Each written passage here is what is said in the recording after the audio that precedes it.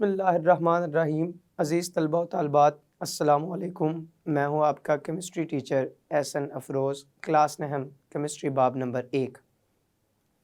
आज के लेक्चर में हम सवाल नंबर 6 से लेकर 9 तक उनको हल करेंगे, सीखेंगे कि कैसे पेपर के अंदर अगर इनमें से कोई सवाल हमसे पूछ लिया जाए तो इनके जवाब कैसे लिखे जा सकते हैं। तो आए चलते हैं ग्लास बोर्ड की तरफ। आगे मुख्तसर सवाल हैं बाब नंबर 1 के मशक में से। छठे नंबर पर है एम्पिरिकल फार्मूला की तारीफ़ मिसाल के साथ करें। तो हम सवाल नंबर 6 हल करते हैं। सबसे पहले एम्पिरिकल फार्मूला की तारीफ़ लिखेंगे और फिर मिसाल की वजह से इसकी वजाहत करेंगे। एम्पिरिकल फार्मूला कहते हैं किसी कंपाउंड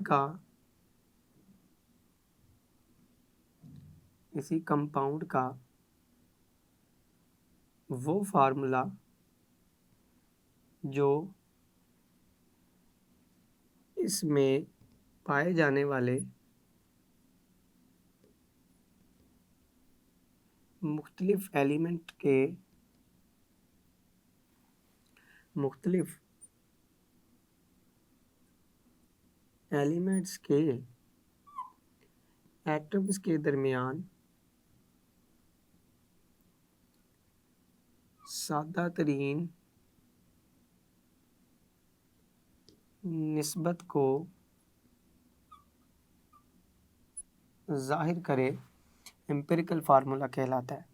किसी भी कंपाउंड का वो फार्मूला जो उस कंपाउंड में पाए जाने वाले एलिमेंट के एटम्स के दरमियान सादा तरीन निस्बत को ज़ाहिर करे। मिसाल के तौर पर हमारे पास कुछ कंपाउंड्स हैं, मैं उन कंपाउंड्स के मॉलिक्यूलर फार्मूला लिखता हूँ, फिर साथ उनके एम्पिरिकल फार्मूला आपको बताता हूँ। जैसा कि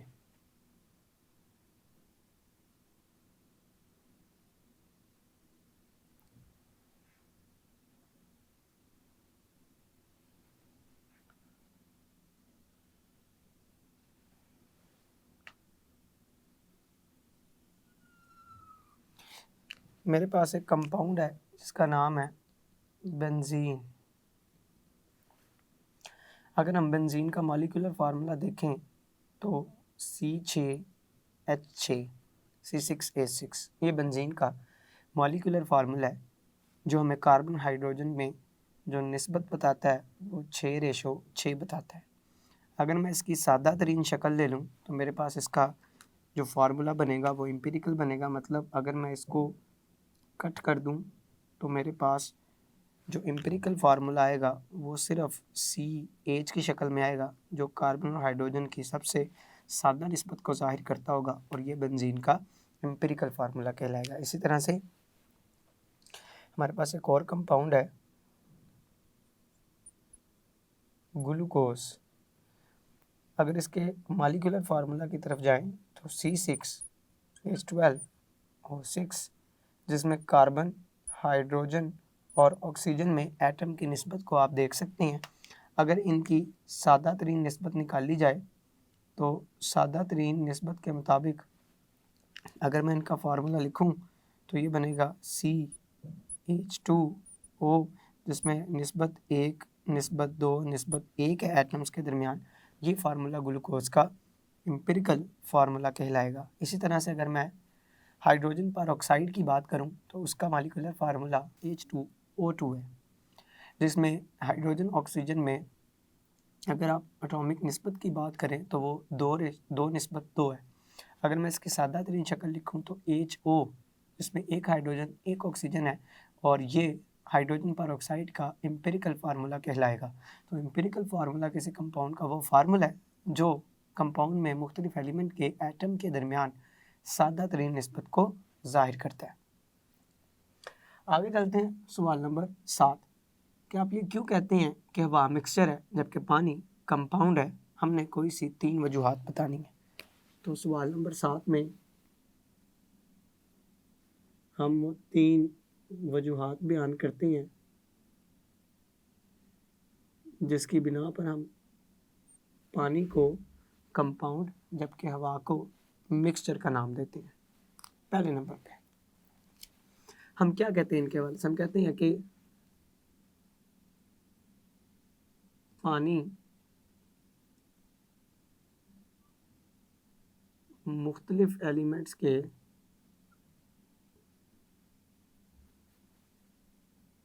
मुख्तलिफ एलिमेंट्स जिसमें हाइड्रोजन और ऑक्सीजन शामिल हैं, मुख्तलिफ एलिमेंट्स के बिलहाज मास ख़ास निस्बत के कीमियाई मिलाप से वजूद में आता है।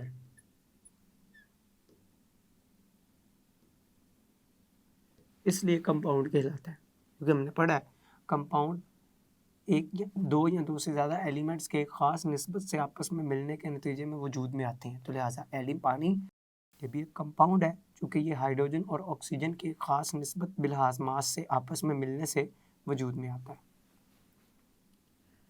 जबकि हवा मुख्तलिफ गैसेस के सादा मिलाप से बनती है। तो पहला फ़र्क हमने पढ़ा, पहली वजह हमने पढ़ी कि पानी चूँकि मुख्तलिफ एलिमेंट्स के ख़ास निस्बत के मिलने से वजूद में आते हैं इसलिए कंपाउंड है, जबकि हवा वो मुख्तलिफ गैसेस के एक सादा मिलाप के नतीजे में वजूद में आते हैं, इसलिए ये एक मिक्सचर है। दूसरे नंबर पर हम बात करते हैं दूसरी वजह, पहले पानी के हवाले से बात करते हैं। पानी को बनाने वाले अज्जा अपनी शनाख्त खो देते हैं, जबकि हवा में मौजूद मुख्तलिफ गैसेस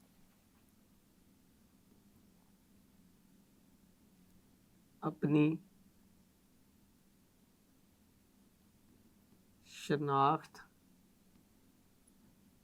और अपना वजूद बरकरार रखती हैं। चूँकि हवा में जो मौजूद मुख्तलिफ गैसें हैं वो अपना वजूद अपनी खसूसियात ज़ाहिर करती हैं अलग-अलग, इसलिए वो मिक्सचर है। और जब हम कंपाउंड की बात करते हैं तो कंपाउंड में पाए जाने वाले अज्जा अपनी खसूसियात मुकम्मल तौर पर खो चुके होते हैं। जो नई चीज़ बनी है उसकी खसूसियात मिलने वाली चीज़ों की निस्बत बिल्कुल मुख्तलिफ होती है, और पानी भी इसी तरह का रवैया ज़ाहिर करता है। इस वजह से पानी एक कंपाउंड है, हवा एक मिक्सचर है। तीसरे नंबर पर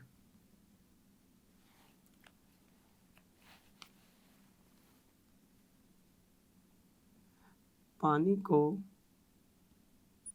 बनाने के लिए ऑक्सीजन और हाइड्रोजन बिलहाज मास ख़ास निस्बत से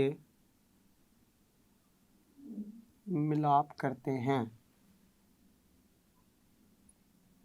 जबकि हवा में मुख्तलिफ गैसों के दरमियान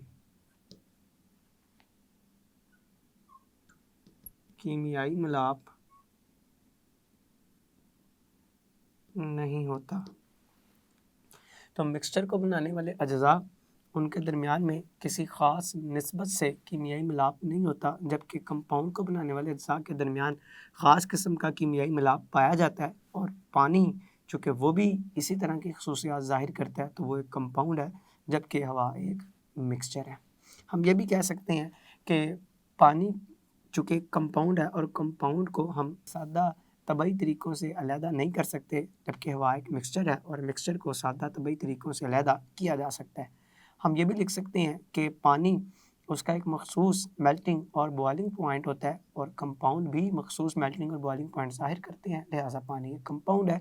जबकि मिक्सचर के मेल्टिंग और बॉइलिंग पॉइंट मखसूस नहीं होते और हवा का भी मेल्टिंग और बॉइलिंग पॉइंट मखसूस नहीं है, लिहाजा हवा एक मिक्सचर है। तो ये कुछ निकात थे, कुछ वजूहात थी जिनकी बिना पर हम ये कह सकते हैं हतमी तौर पर कि पानी एक कंपाउंड है, जबकि हवा एक मिक्सचर है। आगे है सवाल नंबर 8। हाइड्रोजन और ऑक्सीजन को एलिमेंट जबकि पानी को कंपाउंड क्यों कहा जाता है? तो इसके लिए मुझे एलिमेंट और कंपाउंड का बुनियादी फ़र्क पता होना चाहिए, फिर ही मैं बता सकता हूँ कि ऐसा क्यों है।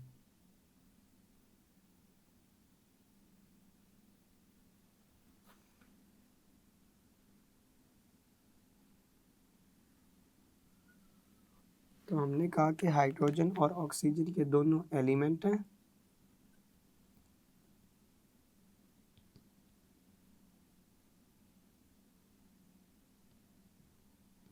जबकि पानी ये एक कंपाउंड है। तो ऐसा क्यों है, क्यों ऐसा बोला जाता है? तो सबसे पहले अगर हम एलिमेंट की बात करें तो एलिमेंट क्या है? एलिमेंट एक ही किस्म के एटम्स पर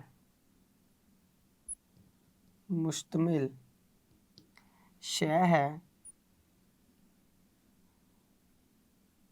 जिनके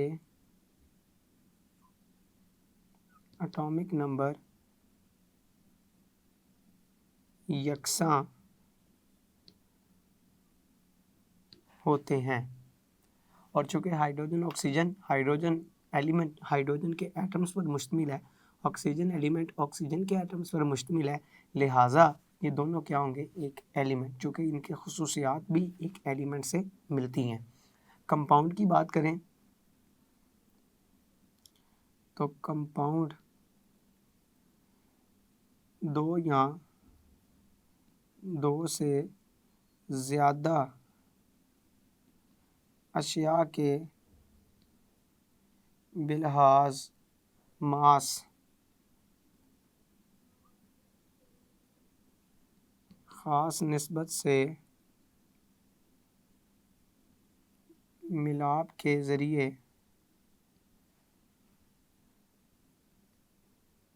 वजूद में आता है। एलिमेंट एक ही किस्म के एटम्स से मिलने वाली एक शय, जबकि कंपाउंड दो या दो से ज़्यादा अशिया के ख़ास निस्बत से आपस में मिलने से बनने वाली कोई शय। ये दोनों में फ़र्क है। इसमें एक ही किस्म के एटम्स होंगे सारे के सारे, जबकि इसमें दो या दो से ज़्यादा किस्म के एलिमेंट्स के एटम्स मौजूद होंगे। तो ये पहला बुनियादी फ़र्क है एलिमेंट और कंपाउंड के अंदर। हम ये भी कह सकते हैं कि एलिमेंट को हम सादा अज्जा के अंदर तब्दील नहीं कर सकते। एलिमेंट्स को इनको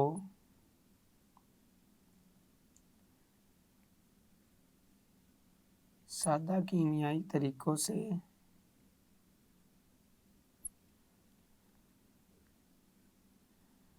सादा अज्जा में तब्दील नहीं कर सकते। और इसके लिए हम लिख सकते हैं कि कंपाउंड में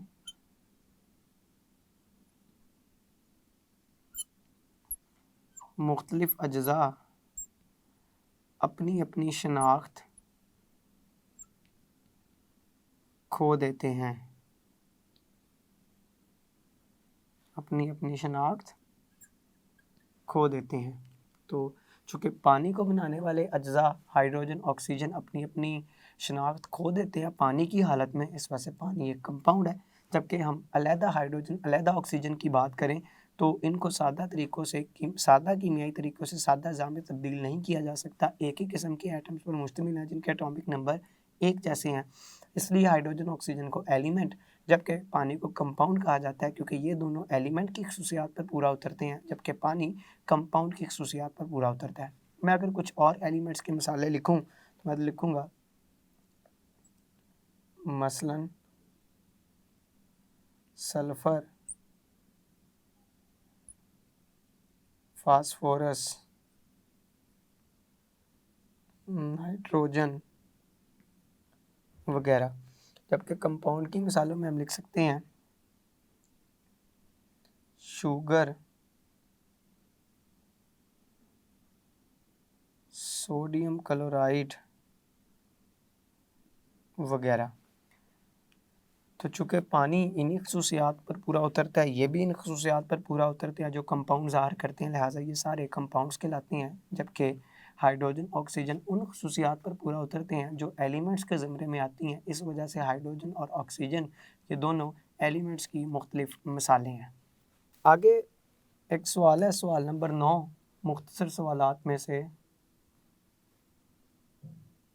एलिमेंट्स को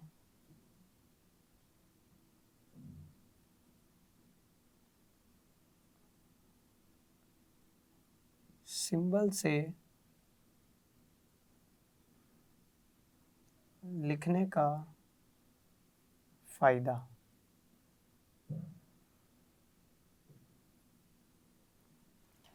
ये मुख्तसर सवालात में से सवाल नंबर 9 है कि एलिमेंट्स को सिंबल से लिखने का क्या फ़ायदा है। तो केमिस्ट्री के अंदर हम एलिमेंट्स को उनके नाम की बजाय उनके सिंबल यानी अलामतों से ज़ाहिर करते हैं। अब इस अलामतों से ज़ाहिर करने के एलिमेंट्स को क्या फ़ायदा है। नंबर 1, सिंबल किसी भी एलिमेंट के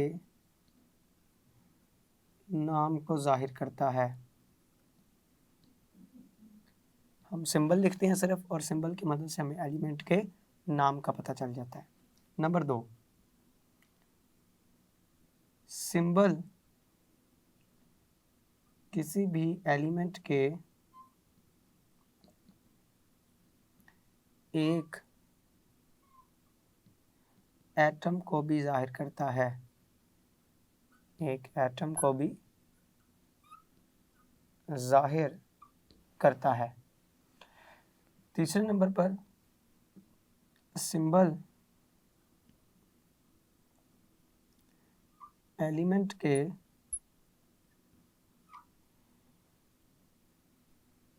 एक एटम के मोल को भी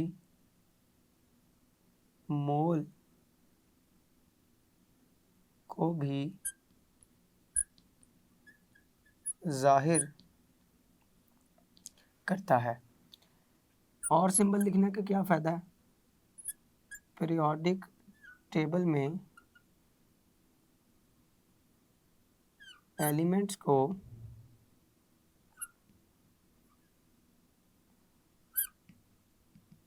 सिंबल से ज़ाहिर किया जाता है, सिंबल से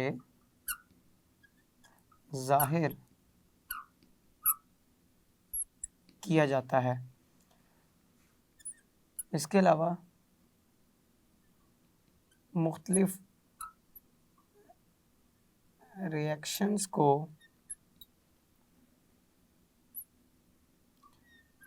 केमिकल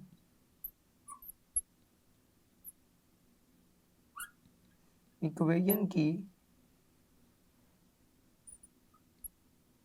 शक्ल में ज़ाहिर करने के लिए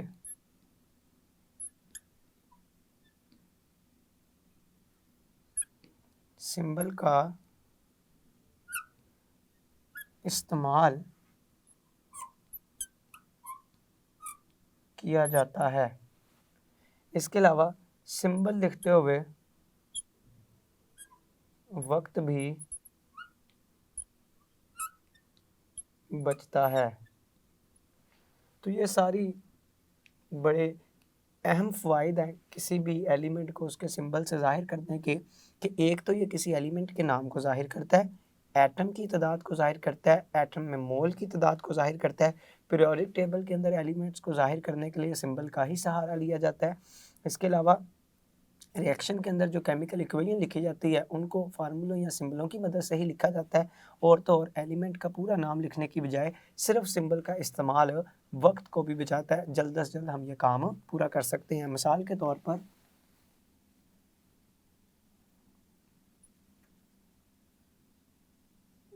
तौर पर ऑक्सीजन के लिए हम इस्तेमाल करते हैं, अब ऑक्सीजन बार बार लिखने की बजाय हम ओ से इसको ज़ाहिर कर देते हैं। नाइट्रोजन बार बार लिखने की बजाय इसको एन से ज़ाहिर कर दिया जाता है। कार्बन बार बार लिखने की बजाय इसको सी से ज़ाहिर कर दिया जाता है। सल्फ़र बार बार लिखने की बजाय इसको एस से ज़ाहिर कर दिया जाता है। और इस तरह से और बेशुमार एलिमेंट्स हैं जिनको उनके नाम से ज़ाहिर करने की बजाय हम सिर्फ सिंबल का सहारा लेते हैं। अज़ीज़ तलबा व तालिबात, आज के लेक्चर में आपने 4 सवालों को मज़ीद तफ़सील के साथ पढ़ा है, मुख्तसर सवालात को, और ये भी समझा है कि अगर बोर्ड के अंदर इनमें से कोई पूछ लिया जाए सवाल मुख्तसर सवालात के तौर पर, तो हम उनके जवाब कैसे लिख सकते हैं। मैं उम्मीद करता हूँ आज का लेक्चर आपको बखूबी समझ आया होगा। आप इसको अच्छी तरह से याद करेंगे, घर में प्रैक्टिस करेंगे। अल्लाह आपका हामी व नासिर है। अस्सलामु अलैकुम।